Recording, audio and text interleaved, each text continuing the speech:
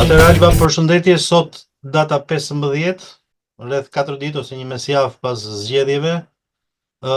Ju ishit personalisht në Shqipëri dhe ndoqët nga afër procesin e votimit, por unë e kuptoj dinamikën dhe zhvillimin e të gjithë gjendjes deri në pritje të rezultatit, po do të filloja, me qenë se jemi përfaqësues të diasporës, do të filloja si aplikuat ose ku votuat ju. Dhe e njëjta pyetje mund të drejtohet nga ana juaj për mua. Pa dyshim, unë zgjodha të votoj në Shqipëri. E bëra pikërisht nga fakti se nuk pata perceptimin se po punohej në mënyrë mjaft serioze në procesin e regjistrimit apo të mundësisë që jepi emigrantëve apo diasporës apo votuesve nga jashtë, si ka emërtuar Komisioni Qendror i Zgjedhjeve, në regjistrimin, shpërndarjen dhe gjithçka që po ndodhte pranë këtë proces. Zgjodha të votoj në Shqipëri bashkë me familjen time, me bashkëshortë, me 2 djemt. E zgjodha edhe nga një motiv tjetër më i fortë për faktin se rreth më shumë se ndoshta 2 vite më parë, kur një nga mediat e njohura shqiptare shpërndau një lajm të një skandali të listave që quhen lista patronazhiste të menaxhuara nga Partia Socialiste, dhe aty me habim më të madhe gjeta të listuar emrat e 2 djemve të mi, një prej të cilëve ende minoren. 2 djemë të cilët janë lindur në Rom, shkollohen dhe jetojnë jetën e tyre në Itali, dhe ti shikoja në ato lista, pavarësisht se isha dhe unë dhe bashkëshorti, ishte diçka mjaft e fortë, vërtet shumë e fortë, dhe sinon më bëri të mendoja se kur kanë arritur të fusin ato lista 2 djemë, njëri për të cilëve minoren, të cilët ende nuk kanë formimin apo nuk kishin formimin e dur politik për të ditur se çfarë si mund të votojnë apo nuk ishin votuar kur në jetën e tyre, të shija në listën e Partisë Socialiste ishte diçka mjaft shokuese, si për mua, si bashkëshortin tim.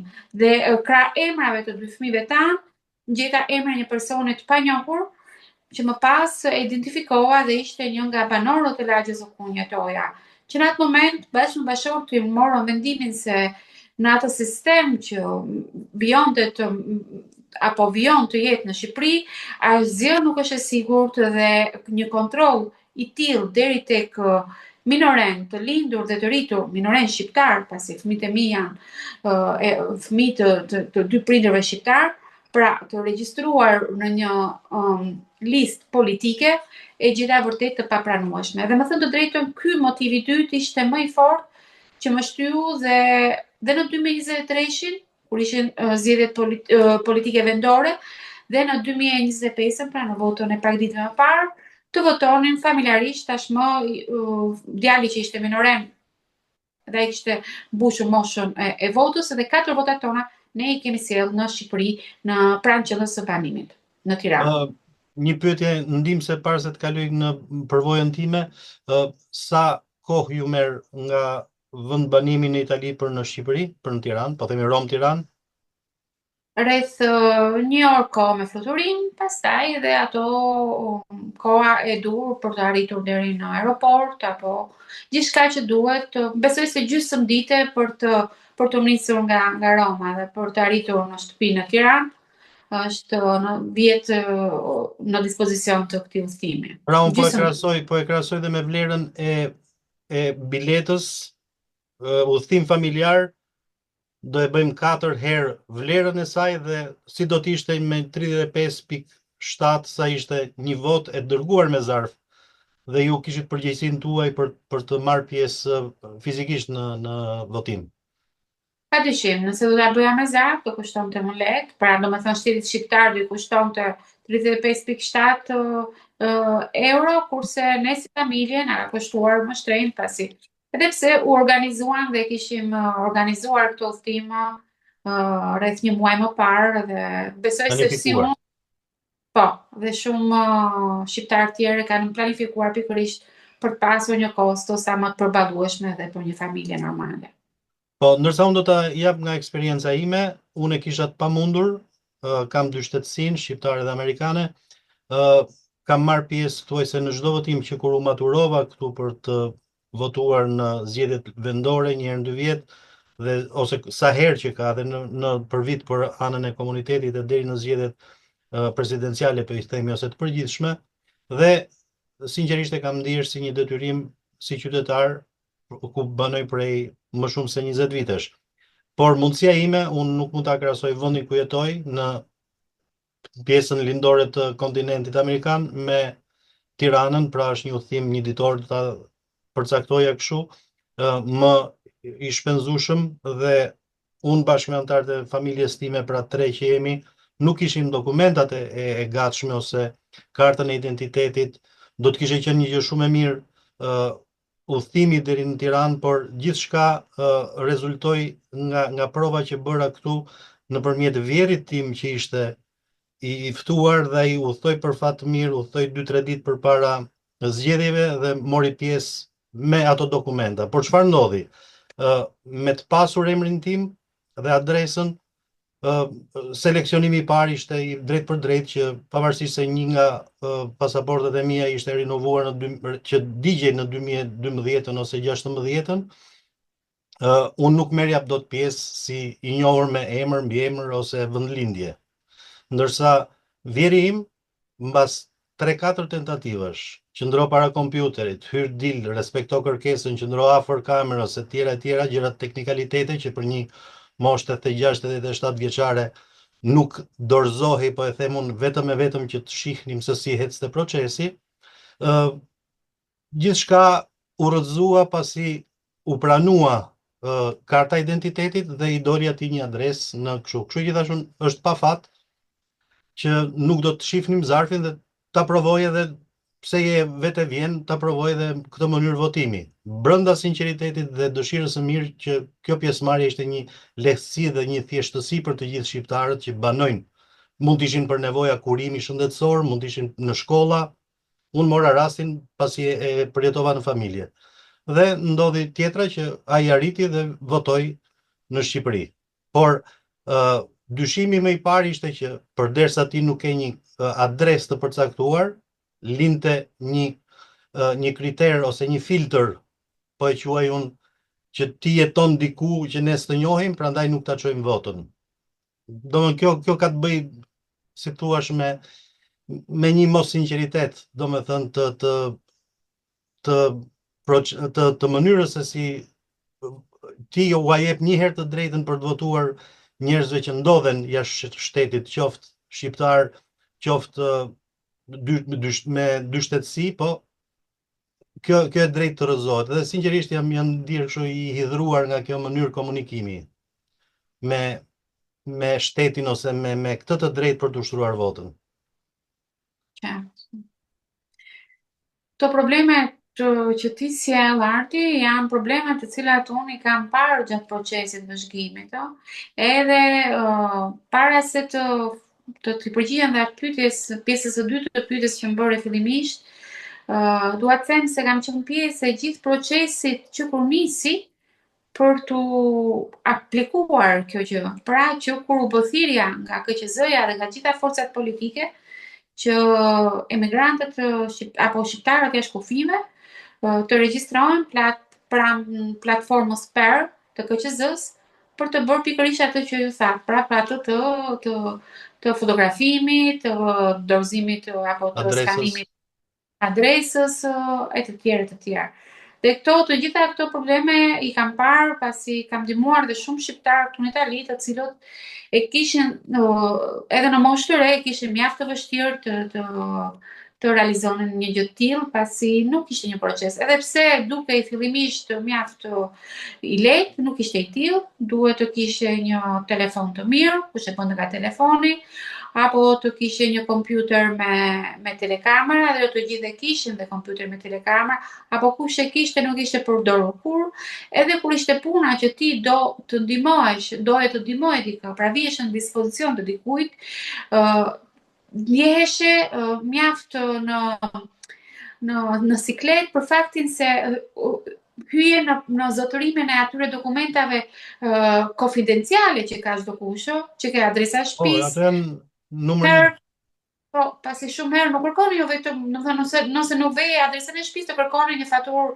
dritash, të kërkoni një faturë telefoni, edhe gjitha këto janë dokumenta mjaft konfidenciale që secili prej nesh, edhe kur ti mundohesh edhe i kërkoje personin që po ndihmoje një faturë të tillë, padyshim ndjeheshe në një pozicion jo komod, dhe prandaj them që ky proces i gjithi ishte jo i menduar mirë.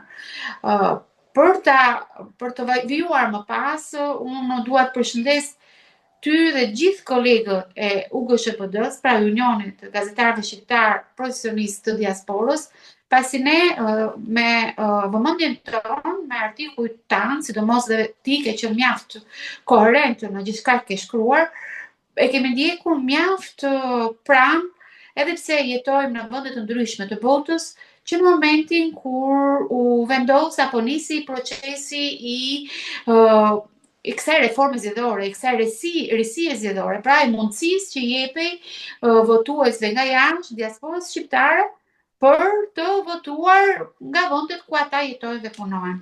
Më fal që të ndërpres, ajo që nuk më pëlqeu fillimisht ishte që votojmë për herë të parë, të kënaqurit e politikanëve ose atij grupi parlamentar që u mor me kodin zgjedhor dhe procesin e votimit, thanë që do jemi të kënaqur sikur qoftë edhe 50, qoftë edhe 60, qoftë edhe 70, pra i ulën ato pritshmëritë.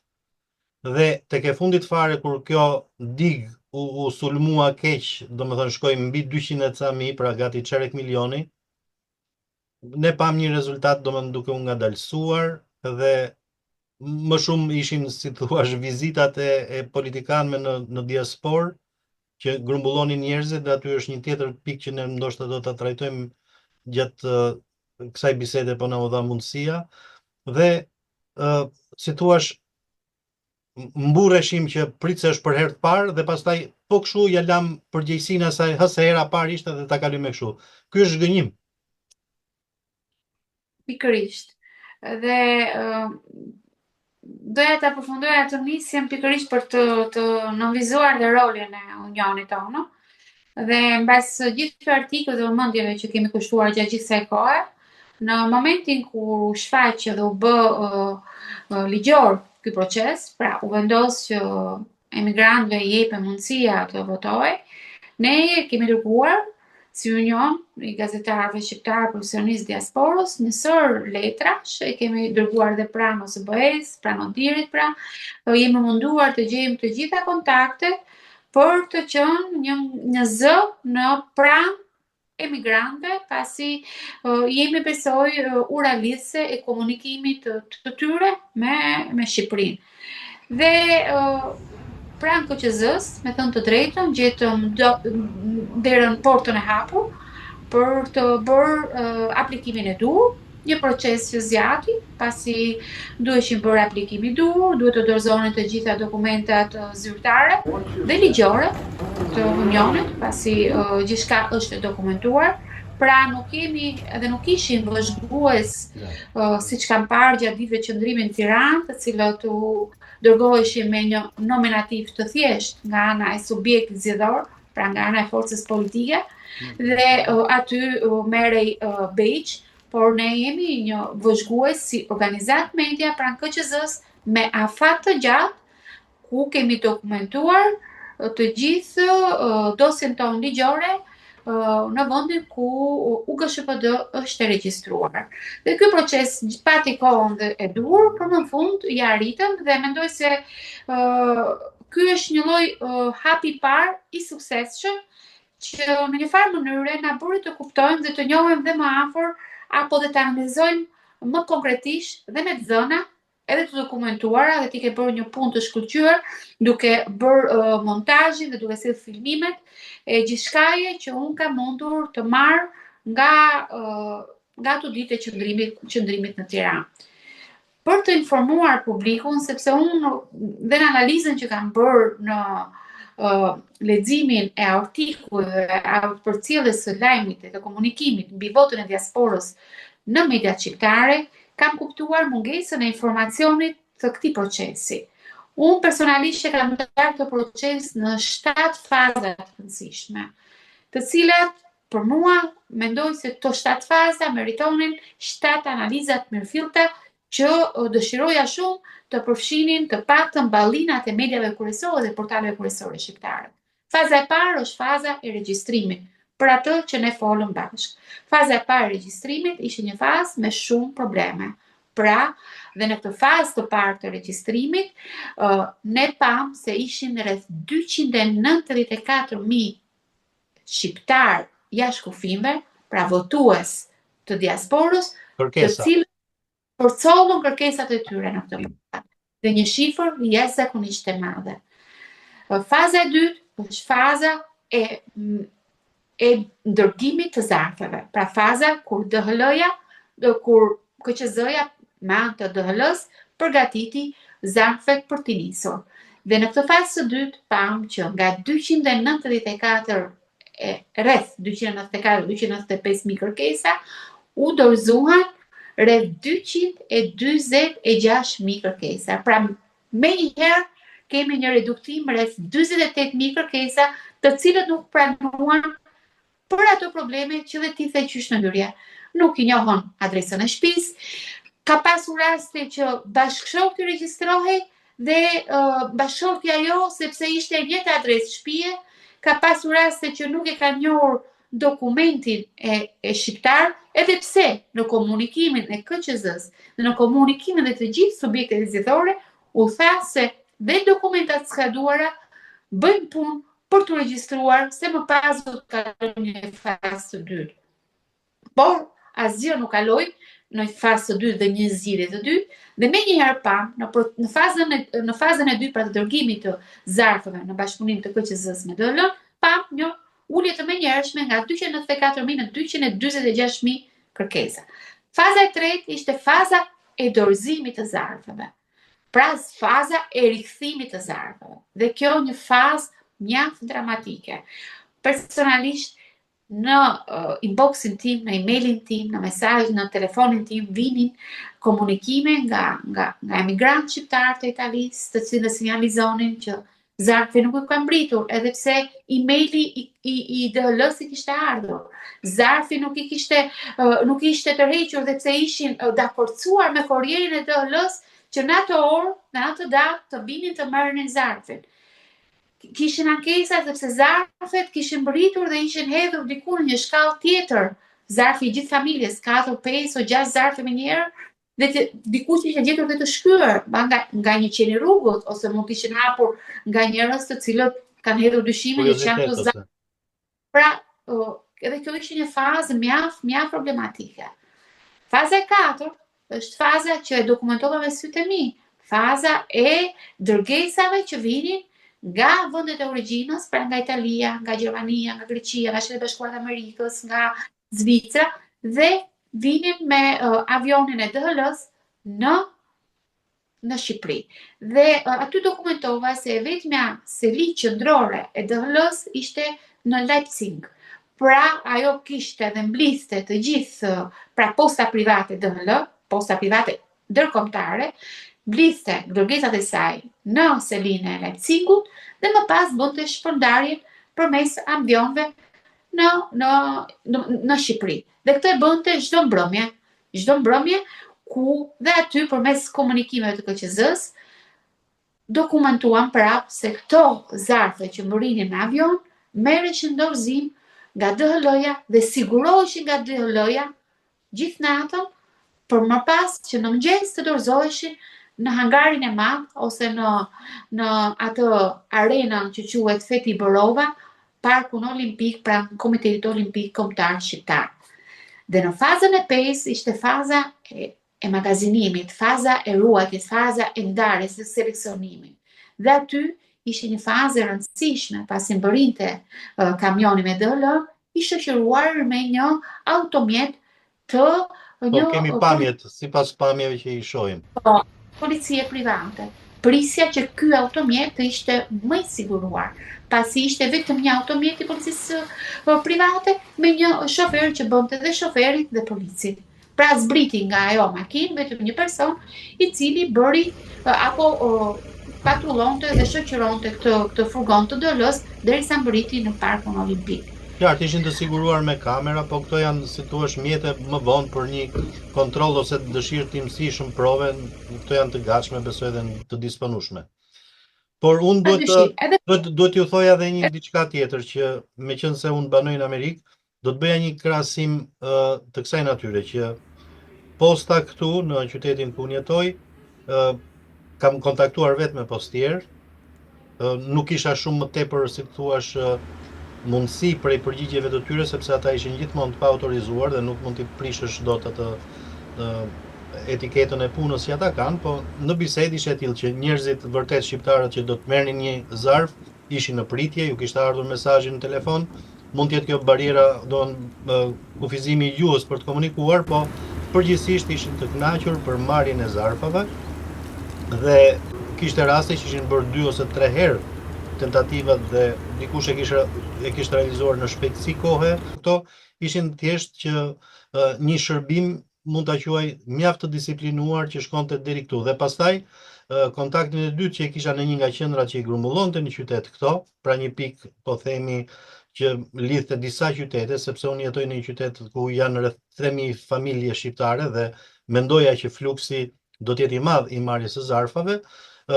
Gojarisht duke folur me zonjën që ishte në sportel, në rolin e një menaxhere, më tha që këto janë, si të thuash, kemi bërë të gjitha pritjet, nesër pas nesër, tha, mbyllet i gjithë procesi, tha, i dërgojmë për në qendër.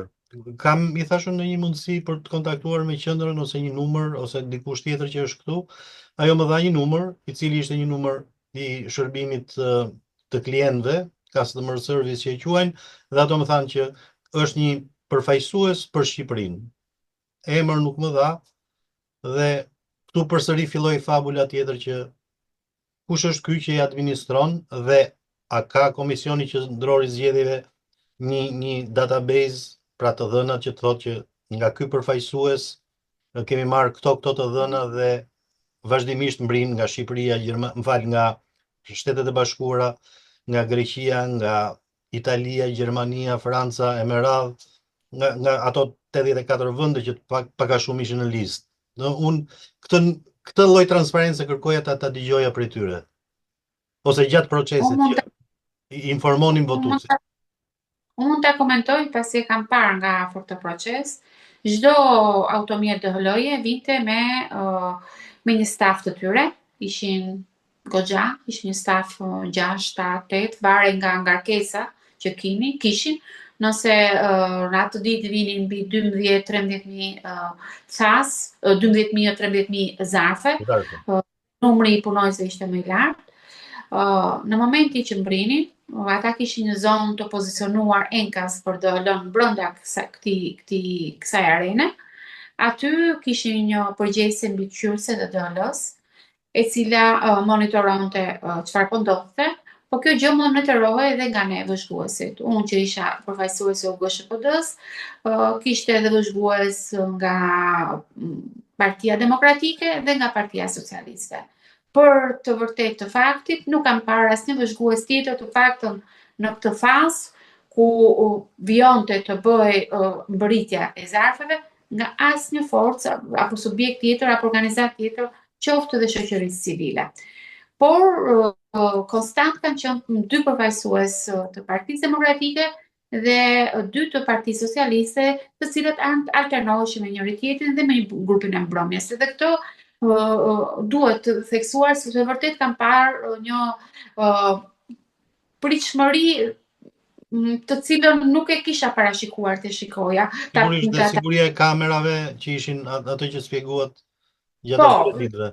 Padyshim. Domethënë, dua të thoya këtë procesin e parë të DHL-s, pra DHL-ja kishte përgjegjësen e saj, e cila monitoronte punonjësit e saj, që çdo thas me zarfe ishte mbyllur me një kod, dhe kodi kishte një numër që shënohej në proces verbal, hiqej kodi, hapeshin zarfet, hapej thasi dhe aty merrej bëj procesi i parë, ku punonjësit e DHL-s, dhe këtu nuk do hynin as punonjësit e KQZ-s dhe as kun tjetër. Punonjësit e DHL-s bënin skanimin, kishin aparatura e caktuara të cilët skanonin barkodin që kishte çdo zarf. Ky skanim jepte dhe numrin e zarfeve që kishin bërritur çdo ditë.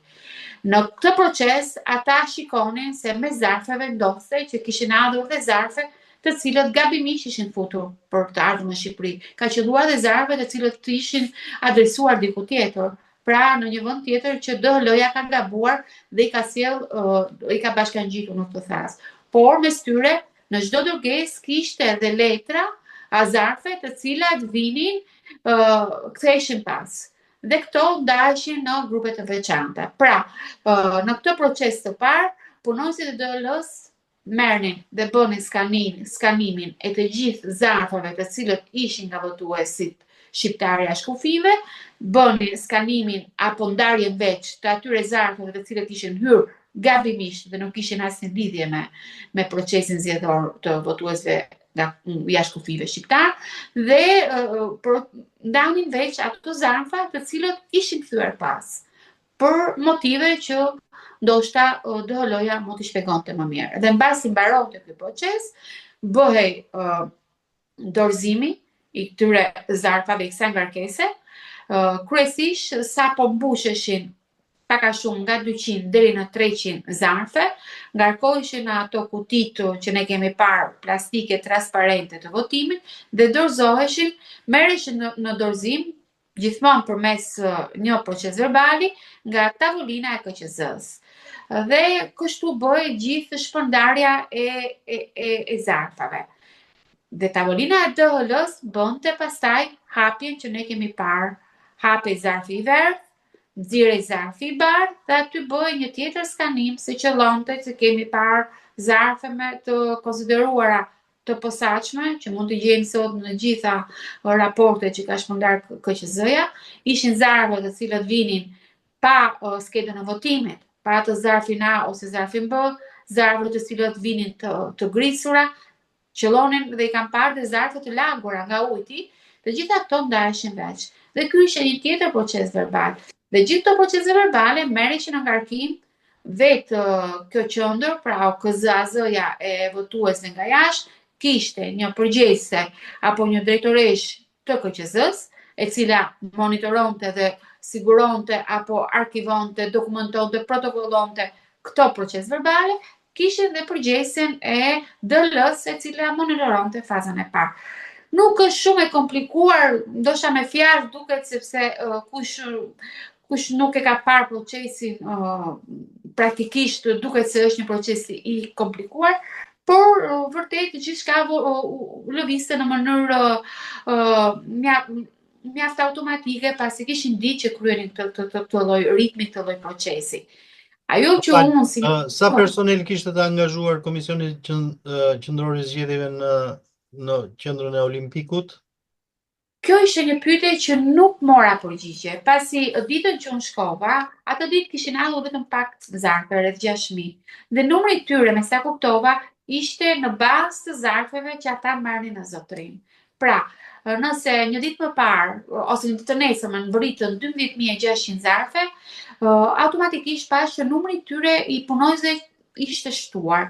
Dhe pyeta, pasi bisedoja dhe me punonjësit, më thanë që ata që vinin ishin jo punonjës KQZ-ja, ishin punonjës KQZ-ja të përkohshëm, me kontratë që ata i kishin marrë për këtë proces zgjedhor.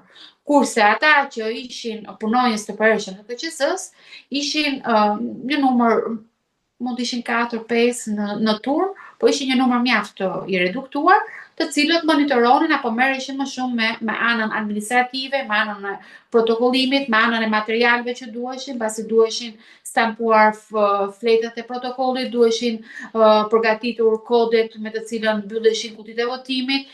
Pra ishte një staf që merrej më shumë me këtë anën administrative. Kurse ana e seleksionimit, ndarjes, pozicionimit të zarfeve edhe në bankë të qarqeve, bëhet nga një staf i trajnuar, të cilët më thanë se nuk është se kishin nisur punën tani si punonjës të përkohshëm të KQZ-s, e kishin nisur këtë punë që është në fazën e parë, në fazën e regjistrimit të emigrantëve përmes platformës PER. Madje ata thonin se shpeshherë emigrantët të dëshpëruar për shkak të këtyre problemeve që ne thamë, pasi nuk arrinin të ngarkonin, të karikonin ato dokumentacionin e tyre, shpeshherë i dërgonin emaile këtyre personave të thjeshtë, të cilët thonin se ne nuk kishim asnjë lloj faji, pasi nuk dinim as ne si t'i ndihmonin, pasi vërtet kërkesa dhe dëshira e emigrantëve, diasporës shqiptare për të regjistruar këtë proces ka qenë vërtet mjaft i madh. Ju gëzonit, domethënë ju përfaqësuat unionin në bazë të në bazë të pjesëmarrjes, pra si monitorues ose vëzhgues, më fal. A kishte media të tjera? Në fakt kjo është një pikë që unë vërtet më ka lënë mjaft pa fjalë ditën e parë ku mbërita, pasi gjeta një park të shkret. Nuk ishte as prani të mediave, shumë pash vëzhgues, pasi ishin 2-3, siç thashë, vetëm 2 forcave kryesore politike. Pash një situatë që në limitet e asaj të besueshme dhe të pabesueshmes, për faktin se mendoja se aty nuk ishte koshjenca e dur për të kuptuar se ishte treqereku i Shqipërisë brenda atij angari, brenda atij parku. Dhe ta shikoja ashtu, të vetmuar, pa një lloj interesi, pa siguri, mu duk vërtet një injorim total i diasporës. Dhe sot kur kanë dalë listat zyrtarët, personave që kanë votuar, pasi dim se në rang kombëtar ka votuar vetëm 42%, pra pak a shumë 1.4, 1.5 milion shqiptar kanë votuar, dhe të mendosh që në atë park kishin mbi rreth 200.000 vota, dhe t'i gjeja të gjendje të tillë të shkret, vërtet kuptova se sa pak rëndësi ishte dhënë nga subjektet zgjedhore pikërisht votës së diasporës. Por këtu dua të dhë një notë pozitive, sepse çfarë ndodhi datën e 11 majit. Nëse në të gjitha qendrat e votimit, të gjithë territorin shqiptar dhe të gjitha qarqet ishte vëmendja mediave, korrespondentëve, reporterëve që raportonin u hap qendra atje, sa është fluksi, sa është pjesëmarrja, ka problema apo jo.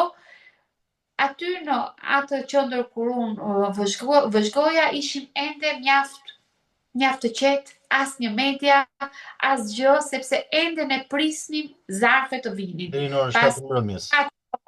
Ka qenë në orën 19 dhe atë ditë kanë bërritur 3 ngarkesa, kanë bërritur ngarkesa e natës, ishte ngarkuar një natë më parë që mbërriti në mëngjes, në orët e mëngjesit. Pastaj erdhi ngarkesa nga Greqia, e cila u bë enkas, por pasi kishte ende zarfa që kishin ngelur në Greqi, dhe ngarkesa që erdhi nga Leipzigu, që ishte një ngarkesë mjaft e pakët, rreth 100 zarfe, mos gaboj, pak a shumë, që erdhi rreth orës 5:30, gati 6 të mbrëmjes, por që u mbyll mjaft shpejt pasi ishin shumë pak zarfe.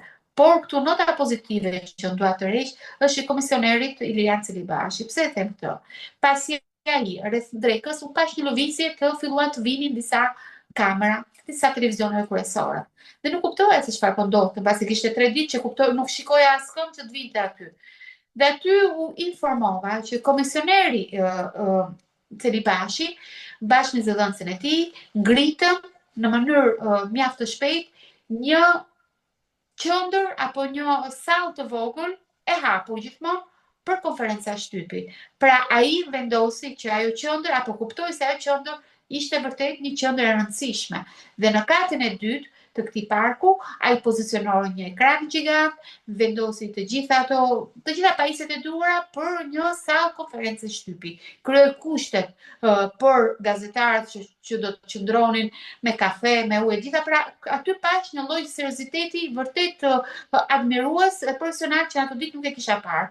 Pra gjeta veten edhe në rolin e gazetares, pasi pash që mund të ndiqja dhe deklaratat e tij, konferencat e tij në kohë rekord gjatë këtij procesi. Dhe e vërteta është që menjëherë pasi mbyll procesi në rang kombëtar, në orën 19 të mbrëmjes, komisioneri shtetëror i Komisionit Qendror të Zgjedhjeve u pozicionua në atë park olimpik dhe nuk lëvizi deri në mëngjes që unë u largova për të ndruar edhe për të pushuar pak, por ai qëndroi aty dhe kjo është vërtet një notë pozitive që prania e tij aty dhe konferencat e dalin e tij të shtypit apo intervistat që ai jepte nga i parë bën që dhe mediat dhe subjektet zgjedhore dhe ata forca politike që partitë të cilat nuk kishin kuptuar se aty ndodhej treçeregu i Shqipërisë të kishin vëmendje dhe të kuptonin se çfarë po ndodhej dhe sa i rëndësishëm ishte ai vend. Ju ishit e pranishme pikërisht në zëmër të zhvillimit të zgjedhjeve, si thua ajo pjesa emocionale që e kap njeriu dhe për atë qetësi kohë që do i duhet për të menduar për kë do të votoj, çfarë zgjedhje do të bëj. Pak a shumë është një 24 orësh që njeriu kalon në një proces mendimi për të votuar, e cila nuk ka ndodhur me dërgesat, pasi ajo ka qenë një proces i bërë më përpara në diasporë. Por kur krahasoj shifrat, unë ju them që Shtetet e Bashkuara kishin një përfaqësim me 24.000 kërkesa të pranuara. Tu do ndaloja pak me një heshtje që a e besoni ju se ka kaq shqiptar në Amerikë të interesuar për votimet? Dhe dyta, cili është numri i kërkesave që u aprovuan në Itali? Në Itali ishin rreth 91.216 që u aprovuan dhe kanë mbritur vetëm 73.832. Dhe nga Shtetet e Bashkuara të Amerikës kanë mbritur vetëm 16.722 zakë. Pra 9.000 më pak. 9.000 më pak. Në Itali akoma dhe më shumë. E them këtë vetëm për një tjetër lloj vëzhgimi që kemi pasur edhe brenda Unionit në disa nga shënimet që janë bërë. Madhësia e ishullit të Kretës predispozitën për t'i regjistruar banorët atje, dhe kjo ka ndodhur në 2 faza. Në 2023-shin, pajisja me kartë identiteti ose me pasaport, dhe 1 muaj para zgjedhjeve. Dhe i quaj projekti i ishujve. Ndërsa me pjesën tjetër, po themi në Europë, kjo nuk ka ndodhur. Çfarë ndjesie të jep kjo? Pasi njëra parti politike punoi fort dhe partia tjetër, do të thoja opozita, e zhytur në problematikën e saj të riorganizimit dhe përgatitjes për zgjedhje, e goditur qoftë në zgjedhjet e 23-shit dhe më pas, e pamundur të mblidhej të organizohej. Si e shihni ju rolin e Komisionit Qendror të zgjedhjeve në raport me të drejtën e një vote ose e çdo votuesi? Unë e shikoj si një drejtë e munguar dhe një privim i të drejtë kushtetuese. Pasi dhe fakti që ne kemi dokumentuar dhe në analizën që kemi bërë sot si Union, se janë rreth 100.000, 104.000 shqiptar jashtë kufijve, të cilët kanë munguar në të votë, me gjithë dëshirën e tyre të madhe për të regjistruar në platformën PER, për mua është një privim të drejtës kushtetuese. Dhe i gjithë procesi, gjithçka që kam parë dhe kam verifikuar, mund ta përmbledh me një fjalë të thjeshtë që unë mendoj se jemi ende në një fazë primitive të një procesi të duhur si në nivel të një sistemi demokratik, por ashtu edhe të nivelit sistemi europian. Pasi të mos menaxhosh një proces të thjeshtë të dërgimit të zarfave apo të mos kesh aftësinë për të qenë koherent në informacionet që shpërndan emigrantëve, mendoj se kjo është një mangësi e madhe. Dhe sa i takon çështjes si të ishuve, po si dhe të Greqisë, kjo është pika më e nxehtë e këtij procesi. Isha dëshmitare, edhe me videon që kemi publikuar për Unionin, kur ndodhi pikërisht ajo çka ndodhi, sepse u hap kutia e parë, kujtoj ka qenë kutia 001 e rrethit të Korçës, ku aty menjëherë pati një debat mjaft të fortë. Ky debat i fortë erdhi për faktin se Partia Demokratike, pra partia opozitare, kundërshtonte faktin se votat e Greqisë nuk duheshin votuar. Dhe këtu hyra në funksionin tim të gazetares, po edhe të vëzhgueses, padyshim, pasi më intereson të kuptoja se çfarë po ndodhte, pata një bisedë me përfaqësuesin ligjor të Partisë Demokratike, zotin Marash Logu, i cili më shpjegoi dhe po e lexoj për ta qenë saktë në fjalët e tij. Ai më tha se konstatojmë jemi kundër votave, numërimit të votave të Greqisë për këto arsye. E para sepse gjatë periudhës kohore, nga data 17 prill deri në datën 4 maj, dërgesat e DL-s me votën e migrantëve nga Greqia ishin rreth 17.000. Pra e përsëris nga data 17 prill deri në datën 4 maj. Mesatarisht më tha ai rreth 1.000 zarfe në ditë bërinin nga Greqia, aty ku unë po qëndroja prej 2 ditësh. Ndërsa prej datës 5 maj deri më datën 11 maj, pra brenda 6 ditëve, nga Greqia mbërritën 36.000 zarfe. Mesatarisht 6.000 zarfe në ditë.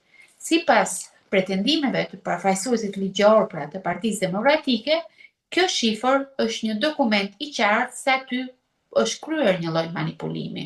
Dhe ky ishte fakti që ata kërkonin që votat e Greqisë të numëroheshin apo të pezulloheshin deri në vendim të KZAZ-s. Dhe faktikisht, në këtë momente që ne po realizojmë intervistën, unë dokumentova informacionet nga KQZ-ja, e cila ka dalë me komunikime me faktin se të gjitha këto votat e Greqisë, zarfet e Greqisë, do të pozicionohen në ato që ne thamë fillimisht, në ato zarfet posaçme, në ato kutit posaçme që ishin kutit me probleme.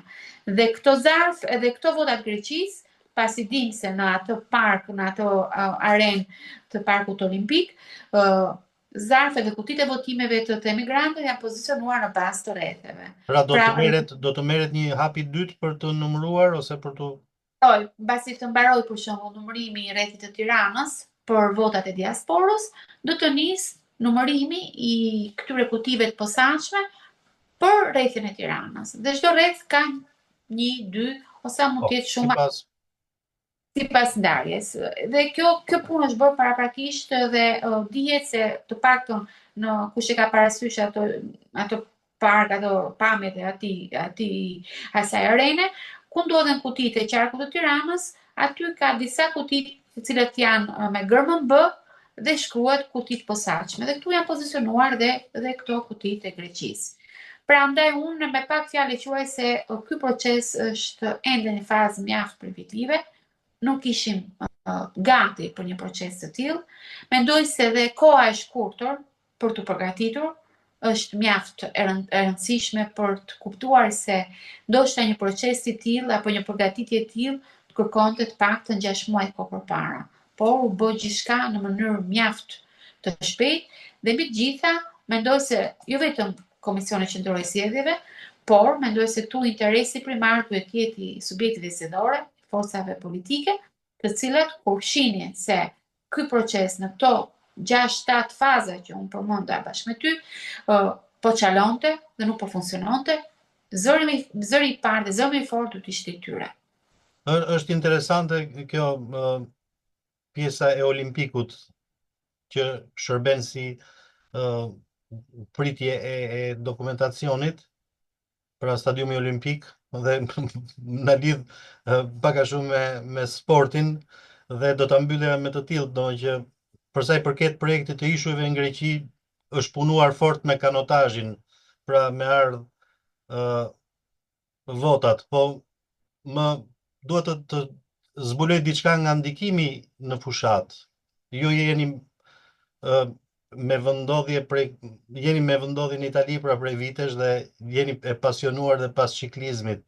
Kishim në Shqipëri Giro d'Italia që ishte një tjetër pjesë, unë e quaj ndikim, pavarësisht i bën mirë turizmit, njohjes, pamjet e bukura nga sipër, çmalljen e diasporës me to, po ishte koha dhe vendi. Unë atë ditë e kam jetuar në mënyrë dramatike, pasi ndodhesha në atë park olimpik i cili është i pozicionuar ku shenjet Tiranën, diku ku ndodhet diga e liçenit, pra mjaft larg qendrës. Dhe të lëvizje prej atje ku isha dhe të mbërija në anën tjetër të Tiranës ku unë jetoj kam banesën, Provova të merrja taksi dhe ishte pamundur. Të gjithë më thonin se Po mirë me këmbë. është e bllokuar, por nuk i besoja pasi ndodhesha në atë park olimpik prej orës 7:30 të mëngjesit dhe mendoja se nuk po më thonin të vërtetën. Atëherë thash do ecin këmbë. Dhe kur eca në këmbë filloi drama me vërtet, pasi edhe në këmbë nuk ishte rrugë dalje. Do me thënë ti ndodhesh në njëra anë të Tiranës dhe unë eca për të ardhur drejt rrugës anës së banesës time dhe aty pa që nuk mund të shkoja në asnjë vend. Dhe u ktheva edhe një herë pas gati aty ku isha për ta kaluar anën tjetër të Tiranës, pothuajse nga liçene. Dhe aty pash njerëz shqetësuar, njerëz të nervozuar, njerëz të cilët u përgjigjeshin se e keni pasur njoftimin se do të mbylleshin rrugët, por që rrugët mendoheshin se do mbylleshin për autometet, por jo për lëvizjen e kombësorëve. Dhe mendoj se duke jetuar në një vend europian si Italia, kur ndodh një event i tillë, të paktën çdo 1 kilometër ti do t'i japësh mundësinë ose çdo 500 metra do t'i japësh mundësinë kombësorit apo atij alternativë. Rezidentit të kalojë dhe të shkojë aty ku ka banesën apo ku ka punën për të kryer. Mendoj se ishte gjëja më pamend të organizoje një event të tillë, kaq të rëndësishëm, kaq të bukur, pasi është një event historik. Në Itali ne jetojmë vërtet, është një event Giro d'Italia, është një event baraz me një kampionat europian o një kampionat botëror të futbollit, për të treguar se sa ndjehet. Ka grupe tifozerie siç janë për skuadrat e futbollit, ashtu ka edhe për ciklistët apo për ata që mbajnë malja roza e të tjerë, pra është e di se sa e rëndësishme dhe sa i bukur është ky event. Por të bëhet ky event pa kohë apo një ditë para zgjedhjeve politike, mendoj se së pari ishte pjesë e propagandës, pasi ditën e zgjedhjeve, në 11 mars pra të nesërmen, mediat kryesore italiane hapën ato sportivet, u hapën me lajmin se sa e bukur ishte një histori në vete.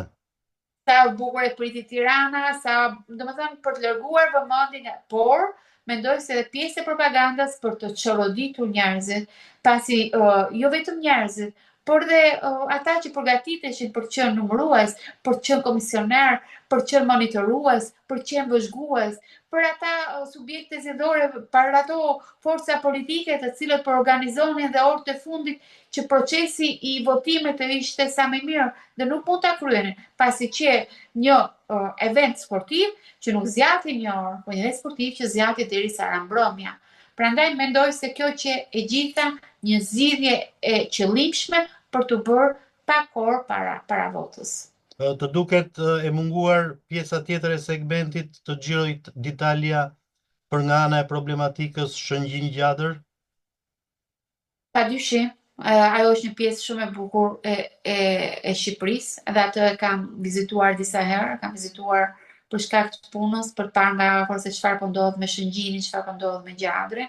Mendoj se do ishte një gjë e rëndësishme, do t'i jepte një vlerë të shtuar zonës veriore të Shqipërisë, pasi ne të gjithë e dimë se në faqet më të rëndësishme si turizmit shqiptar apo turizmit shqiptar për te kufimbre, pra në ato agjensit ku shiten dhe blihen paketa turistike për vizituar Shqipërinë, zakonisht promovohet vetëm jugu, promovohet Vlora, promovohet Saranda, promovohet kryesisht jugu i Shqipërisë. Dhe kalimi i Giro d'Italia në Shëngjin në Gjadër, mendoj se do ishte një vlerë e shtuar për atë pjesë turizmi që është jo vetëm turizëm popullor, pasi aty ishte mjaft frekuentuar nga familjet shqiptare, nga familjet e thjeshta shqiptare, por do t'i jepte një frymëmarrje dhe një vëmendje të shtuar atij territori që ka një popullim drastik, dramatik. E kam faktuar duke vizituar zonën përreth portit Shëngjinit, zonën edhe në Lezhë, vetë brenda Lezhës, por dhe zonën e Gjadrit, e cila pse është pozicionuar në një pikë ushtarake, fshati i Gjadrit dhe ai jeton në këtë shpopullim të madh. Pra, mendoj se padyshim jam me ato që di që dhe Shkodra është e dalluar dhe ka qenë ndër të parat që njerëzit me përdorimin më të madh të biçikletës, ndoshta ishte kjo, po kryesisht e kisha edhe për territorin, janë 2 territore italiane. Është Shëngjini dhe Gjatri, ku është dhe Flamuri, për këtë e thash Giro d'Italia. Një territor italiane që sot, të paktën këtu në Itali, ka qenë një temë nxehtë e ditës. Dje Ka pikërisht ndonjë përgjithësim? Po, qeveria Meloni dje kërkoi vot besimin pikërisht për modifikimet që sollen në ato 2 territore. Kërkoi vot besimin në dhomën e deputetëve, ku mori 192 vota pro dhe 111 kundër, dhe sot ka pasur diskutimin në dhomën e Senatit për këto modifikime që u bën fakti të nënshkruar në 6 nëntor 2023 me kryeministrin Rama, që pritet që nesër të ketë vot besimin dhe në Senat. Se çfarë ndodhi? Nëse në nëntor të 2023 ne u gjendëm përballë faktit të kryer të një pakti që më pas u bë draft ligjor, ku shkruaj se porti Shëngjinit dhe porti Gjatrit do të jenë struktura për mikpritjen, identifikimin e emigrantëve të cilët merreshin nga urat ekstraterritoriale për të ardhur në territorin shqiptar, me ndryshimet, modifikimet ligjore që ndodhën dje në dhomën e deputetëve dhe sot kanë shkuar për aprovim në dhomën e Senatit, ndodhi që u ndryshua emri i tyre. Dhe emri i tyre nuk quhet më strukturat përkohshme për identifikim e strehim përkohshëm të emigrantëve, por quhen hotspot dhe CPR, që do të thotë qendrat para burgimit për riadësim. Dhe madje në modifikimet e 2-3 tjera ka shumë modifikime ai ligj, por aq sa ka mundur të analizoj ishte edhe fakti se jepe mundësia që qeveria italiane të shtrinte dhe zjeronte këtë territor dhe të identifikonte mundësitë për të zjeruar këtë lloj marrëveshje, pra përmes strukturave këtë lloj marrëveshje që kishte arritur me qeverinë shqiptare. Dhe mëtej, Ministria Italiane e Transportit dhe Infrastrukturës jepte dhuratë qeverisë shqiptare, ose më saktë rojes mbretërore shqiptare, 2 gomone të fuqishme prej 400 kuaj fuqi për të patrulluar bregdetin e Shëngjinit, edhe kjo të jep premisat për dyshuar se kemi të bëjmë se ata kanë dyshimin se duke transformuar destinacionet këtyre qendrave, duke kthyer në hotspot dhe qendra para burgimit, me shumë gjasa kanë dyshimin se mund të rinisë një trafik ilegal i emigracionit përmes detit. Dhe prandaj dhe Ministria Italiane e Infrastrukturës dhuronte rojes mbretërore shqiptare për 2025. Në fakt nuk ishte dhuratë, po ishte jepte gratis për 2025 2 gomone të tilla të fuqishme pikërisht për të patrulluar. Prandaj them se janë vërtet territori italiane, por që territori italiane të cilët po ndryshojnë destinacion, që ndoshta mund t'i gjejmë në të ardhmen të kthyer edhe në burgje, pasi është hedhur dhe ideja se mbipopëllimi i burgjeve në territorin italian ka bërë që të nisin bisedimet e para me ministrin shqiptar të drejtësisë për mundësinë e kthimit në Shqipëri të atyre shqiptarëve të cilët vuajnë dënime në burgjet italiane, por që janë në afatet e fundit të shkruarisë së dënimit. Flasim për ata dënuar me 2-3 vite. Të gjitha ato klauzola që ndoshta mund të shohin pas disa muajsh të kthyer edhe këto në një draft ligjor që mund të kenë aprovimin në institucionet përkatëse. Pra, jo vetëm 2 territori italiane, por 2 territori italiane të cilët shohim se performojnë forcën e tyre brenda territorit shqiptar me këto modifikime që fatkeqësisht që nuk janë karakterit sportiv dhe promovimit turizmit. Edhe që ne si shqiptar nuk kemi voce in capitolo, thonë italianët. Pra, as nuk kemi transparencën e dur, as nuk dimë se çfarë po ndodh dhe as nuk diskutohet asgjë, sepse ne jemi mjaftuar, i kemi thënë merrni këto 2 territore dhe bëni çfarë të doni. Nga që një nga personat të cilët e kanë kundërshtuar fort të pakt për faktin se ekzistenca e qendrave të tilla në territor shqiptar, siç është Shëngjini, i cili siç thash, vuan ende nuk është në ato nivelet e turizmit siç janë zonat tjera shqiptare, dhe ta mbyllësh dhe ta kyçësh me 2 qendra të tilla është një farë mënyre si kur i mbyll ato rubinetin e mundësisë së zhvillimit të turizmit në atë territor dhe po mungove ky zhvillim, mungon edhe dëshira e banorëve për të qëndruar aty ose dhe ky zbrazja. zbrazje akoma dhe më dramatike se është. Kam dhe dy pyetje të tjera për këtë pjesë të parë të bisedës, se shoh që shkoj gjatë dhe është interesante për nga ana zhvillimit dhe ndoshta për shikuesit mund të jetë e te zgjatur. Unë nuk do desha të ndërhyja në montazh, doja ta lija të tillë vetëm me ilustrimet e kohët qëndrimit tuaj në Shqipëri pranë KQZ-s. Dy pyetje. E para lidhet me rolin e medias. Çfarë ndjesie ju dha media në përgjithësi në pasqyrimin në përcjelljen, më mirë them, se pasqyrimi është deformim, në përcjelljen e lajmeve mbi zgjedhjet ose këndvështrimin për diasporën?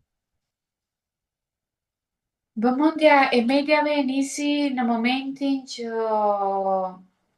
komisioneri shtetëror pranë Komisionit Qendror të Zgjedhjeve, zoti Çelibashi vendosi ta pozicionojë aty zyrën e tij të përkohshme pas mbylljes së qendrave të votimit. Dhe aty pash vërtet shtimin e vëmendjes së mediave. Vëmendja e tyre ishte padyshim në praninë e eksponentëve politik në shkallët e asaj arene, në rolin e vëzhguesve, në intervistat apo batutat që merrnin të momentit të personave që vinin dhe flasin gjithmonë për eksponentë të lartë, për shembull nga ana e Partisë Demokratike ishte prezente koordinatorja për diasporën apo organizatorja politike për diasporën, zonja Josefina Topalli, nga ana e Partisë Socialiste gjithmonë koordinator për diasporën zoti Teoman Balla. Kam parë praninë e kreut të Partisë Shqipëria Bëhet, mos gaboj, zotit Adriatik Llapaj. Kam parë praninë e një stafi mjaft të përgatitur të Partisë Mundësia. I them të përgatitur pasi ndryshe nga shumë vëzhgues të tjerë që ishin në ato shkallë, stafi i Partisë Mundësia ishte i përgatitur me dokumentacionin për të vëzhguar çdo ekran të asaj arene, pasi çdo tavolinë pune, ishin 37 tavolina të tilla, kishin 37 ekrane ku shfaqej dhe fleta e votimit. Dhe kjo pash një përgjegjësi apo një interes mjaft të lartë nga ana Partia Mundësisë për të vëzhguar mjaft profesionalisht çdo votë që numëroi atë natë apo të nesërmen në mëngjes. Media nga ana e saj, padyshim, ishte pranishme gjatë gjithë natës dhe kjo nuk duhet nënvizuar, duhet thënë se kam parë shpesh etiketohemi qoftë si gazetar, pasi tu fus dhe veten, se vetë se jemi gazetar të diasporës, jemi pjesë dhe të gazetarisë shqiptare dhe po padyshim dim tashmë, jemi koshient që media në Shqipëri nuk është një media e lirë. Çdo kanal televiziv apo çdo përfaqësues gazetar i një medie ndjek rregullin apo linjën editoriale të redaksisë që përfaqëson dhe kjo vjet re mjaft në mënyrën e pasqyrimit të lajmeve, pasi nëse nga ato media që ne mendojmë se janë duhet të ishin të pavarura, shikon që në ato media shfaqen vetëm eksponentë të partisë në pushtet apo vetëm njerëz të cilët janë me edhe një veshje funksioni politik, ministra apo drejtues politike dhe mungojnë përfaqësues të krahut opozitar, padyshim që kupton se nuk ke një pavarësi të medias. Por megjithatë, unë dua e nënvizoj disa herë që po e them, por e pash vërtet një ndryshim drastik nga një neglizhencë dhe ma lejo ta kaloj termin një injorim total të asaj arene që kishte një fel të mirë të votës së shqiptarëve, rreth 200.000, siç ndodhi deri në orën 19 të mbrëmjes, ose ndoshta deri në drekën të datës 11 maj 2025, menjëherë pas lajmit dhe informacionit nga KQZ-ja se aty do të jetë pozicionuar zyra e KQZ-s për gjatë gjithë natës dhe gjatë gjithë ditës ku do të nisi numërimi, ajo solli që të gjitha media të spostohen dhe të pozicionohen. Dhe kjo padyshim i dha dhe një vlerë më shumë numërimit të votës të diasporës, dhe padyshim çka po ndodh në këto orë, kuptojmë se vota e diasporës po ndiqet me vëmendje nga të gjitha ato forcat politike të cilët presin që aty të vinë ndryshimi qoftë dhe për një mandat më shumë.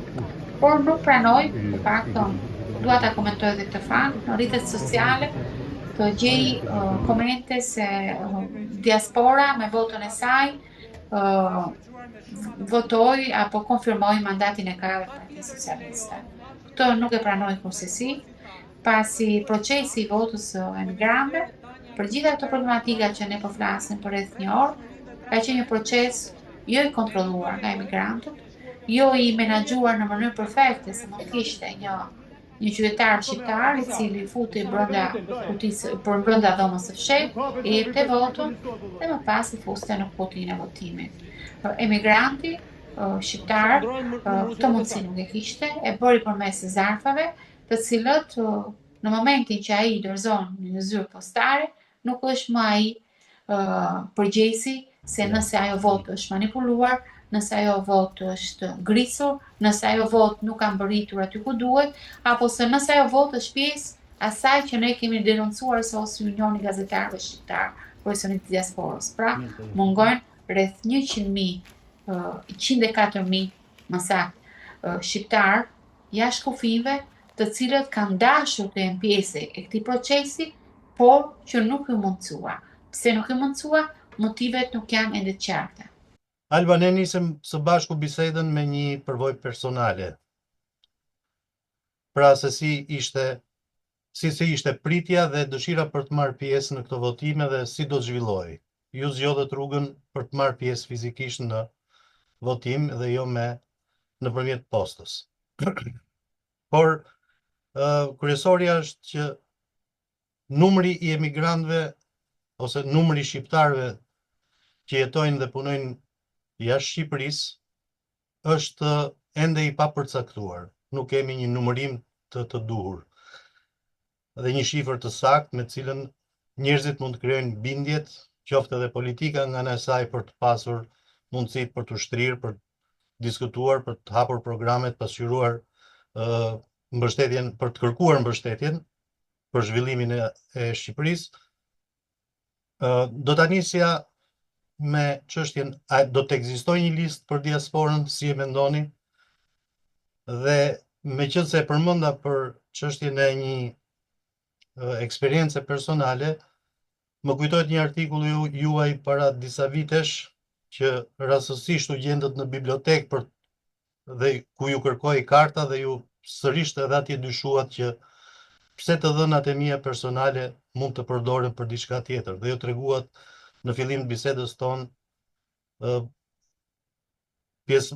regjistrimin e fëmijës tuaj minor në këto lista. Padyshim, unë mendoj se ky proces i regjistrimit apo i drejtës së votës së emigrantëve jashtë kufive për të votuar përmes postës është bërë enkas, dhe këtë e them me bindje të plotë, është hera e parë që po e them.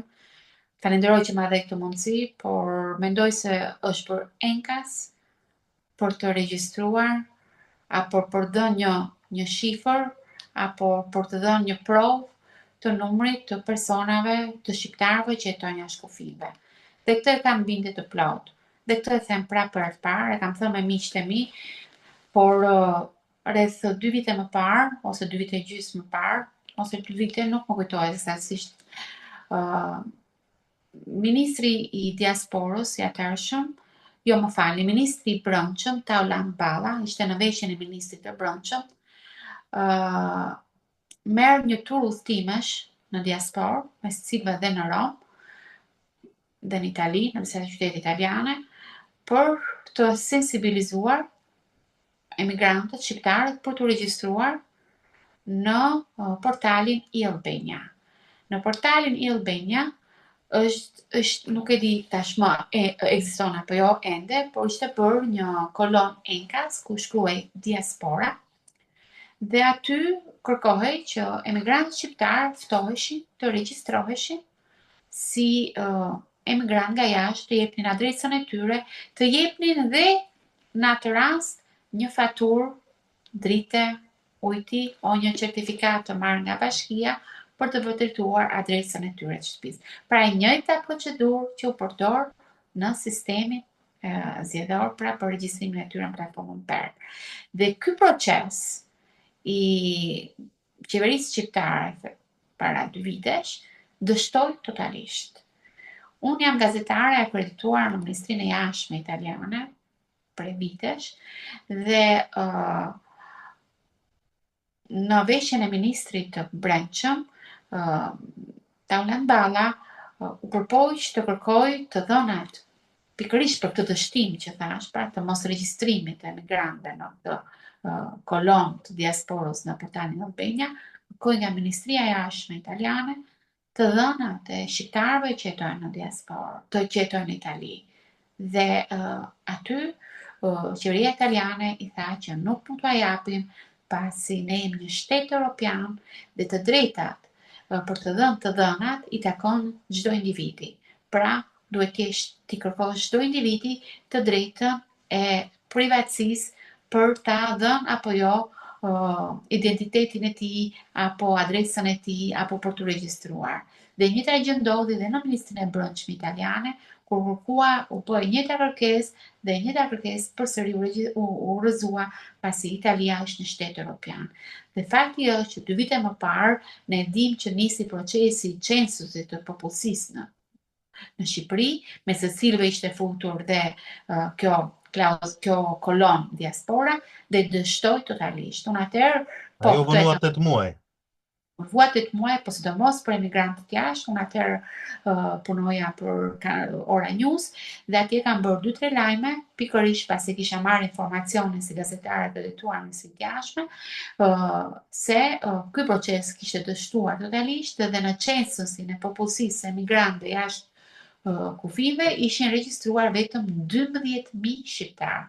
Pra një dështim total, kjo për faktin dhe asaj që tham në hyrje, se mosbesimi i mënyrës së trajtimit të dhënave personale, mosbesimi i atij sistemi listash patronazhiste me të cilët u shokuam të gjithë, mendoj se ka qenë një nga apo motivet kryesore që shtyn që emigrantët shqiptarë të mos regjistroheshin Ishin dyshues në censusin e popullsisë. Dhe prandaj jam e bindur që dhe ky proces i të drejtës së votës në emigrantëve jashtë kufive është bërë me qëllimin për të pasur një database pasi duam apo s'duam ne, dhe për ata emigrantët cilët nuk ju dha mundësia të votonin, mendoj se tashmë shteti shqiptar ka rreth 300.000, pasi 290.000 i ka në proces se kanë dhënë të dhënat e tyre, adresën e tyre, identitetin e tyre, pavarësisht se u mohua e drejta për të votuar rreth 100.000. Dhe këtë e them në nuhatjen time si gazetare, shpesh dhe investigative, dhe fakti se kam qenë dhe pranishme në ato që u bën përpjekjet për të bindur apo për të propaganduar apo për të sensibilizuar emigrantët për të regjistruar dikur në censusin e popullsisë, tregoj se shteti shqiptar ka një handicap të madh pasi nuk ka listën e plot apo nuk disponon dokumentacionin se sa shqiptarë jetojnë përtej kufive. Dhe mendoj se kjo është një tjetër klauzulë e rëndësishme që shteti shqiptar i kërkohet në rrugtimin e saj drejt rrugtimin e tij drejt Bashkimit Evropian, dhe ndoshta është edhe një nga pikat që gjithmonë në nuhatjen time si gazetare ka dakordsuar forcat politike, mes tyre dhe forcat kryesore opozitare, për të bërë një proces të tillë, për të dhënë emigrantët drejtën e votës dhe në fokusin e mungesës së një database të tillë që ti e kape mjaft mirë dhe më the, a do kemi një database. Fakti, nga 12.000 që ishte numri shqiptarëve të regjistruar 2 vite më parë, kemi 290.000 të regjistruar, mendoj se një database të paktën ka. Të falenderoj dhe pres për pjesën e dytë të mbylljes në ndërhyrjet ose pyetjet e shkurtra që kishin premtuar dhe antarët e Unionit, me specifikat ose këndvështrimet e tyre. Alba, të falenderoj. Po duket që forcat politike kanë një detyrim dhe një përgjegjësi shumë të madhe për gjithë këtë numër shqiptarësh që ndodhen në diasporë. Dhe unë nuk e di se si do të filloj një parlament pikrisht pa ngritjen e këtyre komisioneve hetimore, po them për zbardhjen e të dhënave personale dhe ruajtjen e tyre të shenjta, ashtu sikur se është dhe vota. Padyshim. Dhe mendoj se herën e ardhshme ky proces duhet mirë menduar, duhet jetë më serioz, më profesional, pasi nëse kësaj here pam një përfshirje të madhe, një dëshirë të madhe të emigrantëve të regjistroheshin për të votuar, ky proces që zhgënjyes për shumë të tjerë, që zhgënjyes edhe për ata 100.000 që i mungojnë në votë, dhe mendoj se nëse nuk merret seriozisht ky proces, fakti se në Shqipëri votuan 1.400.000 e në diasporë dëshira për votuar ishte gati 300.000, tregon se diaspora ka forcën përcaktuese për çdo subjekt zgjedhor dhe uroj që të gjitha forcat politike ta marrin seriozisht vlerën që ka vota jonë. Nga një ranë uroj që partia në pushtet të mos militarizoj dhe diasporën, pra të mos krijojë atë proces vetëm patronazhimi, por proces kërcënimi, censurimi që ka kryer përmes administratës shtetërore, duke detyruar familjarët e tyre që janë diasporë të votojnë për partinë e tyre, por nga ana tjetër pres që dhe nga ana e forcave opozitare më shumë dashuri dhe më shumë përgjegjësi për votën e diasporës dhe të mos e përdorin vetëm në momentin kur u duhet për të reklamuar apo propaganduar se po punojnë, por duhet të ishin aty dhe në momentin e numërimit të votës. Nuk flas për organizatorët politik, po flas edhe për ata kandidatë deputet që forcat politike opozitare na e prezantuan si të ardhur nga diaspora, por që provova dhe vëzhgova se asnjë prej tyre, dhe pse u prezantuan si kandidat për diasporën, nuk kishin prezent qoftë një orë si në fazën e parë të mbërritjes së zarfeve, të magazinimit të tyre, të sigurisë së tyre, që ishte mjaft e dobët, sidomos siguria, pavarësisht telekamerave të vëzhguara 24 orë, por as në fazën e numërimit. Prandaj mendoj se nëse zelli apo dëshira e emigrantëve për të votuar ishte shumë e madhe në 2025, nëse nuk merret seriozisht dhe nuk merret në një garanci më profesionale ky proces zgjedhor, herën e dytë numri i shqiptarëve në diasporë për të votuar duhet të jetë i ulët. Si do e ndiqni nga Italia zhvillimin ose pritjen e rezultatit? Po e ndjek përmes punës e përditësuar çdo moment, mendoj se kjo ka funksionuar dhe kjo ka funksionuar mirë. KQZ-ja është mjaft e përditësuar në lajmet, në numrin e votuesve. E ndjek me zhgënjimin total se një Shqipëri një ngjyrëshe është një shenjë e fortë e një demokracie të minuar, një shenjë e fortë se sistemi demokratik në Shqipëri nuk po funksionon dhe ajo një ngjyrëshe e cila ka veshur pothuajse gjithë territorin shqiptar me përjashtim të pjesës veriore, është gjëja më e shëmtuar që apo gjëja më e pa imagjinuar që do të gjeja në Shqipërinë e 2025-s.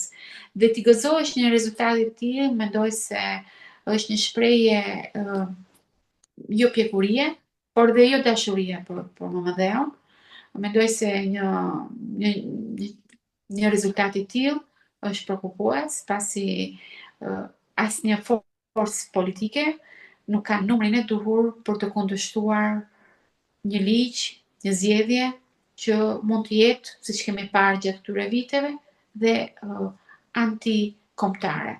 Pasi përmes forcës së kartonit në Shqipëri u kalua gjatë legjislacionit të shkuar ligji mbi investitorët strategjik, gjë që coptoi pronën e pasurinë publike, duke e ndarë në nepotizëm dhe klientelizëm të qeverisë, apo ligji që folëm pak më parë mbi marrëveshjen e menaxhimit të emigracionit ilegal përmes kampit të Gjavrit dhe të Shëngjinit, dhe ai kaloi, atë ligj që kam qenë në sallë të parlamentit, ka kaluar për 33 sekonda me forcën e kartonit, dhe një parlament i ri, akoma më i fuqishëm në numrin e kartonave dhe një ngjyrësh, është një alarm i demokracisë. Me këtë një ngjyrësh më kujtove që nëse do të ketë ndërhyrje ose ndërhyrja rezulton e tillë derisa të faktohet, do thotë që aq boj ka pasur Peneli për ta lyer hartën. Ju falenderoj Alba për këtë pjesë të parë, për gjithë informacionin që më shkëmbyem gjatë ditëve tuaja në Shqipëri, dhe rishihemi. Faleminderit.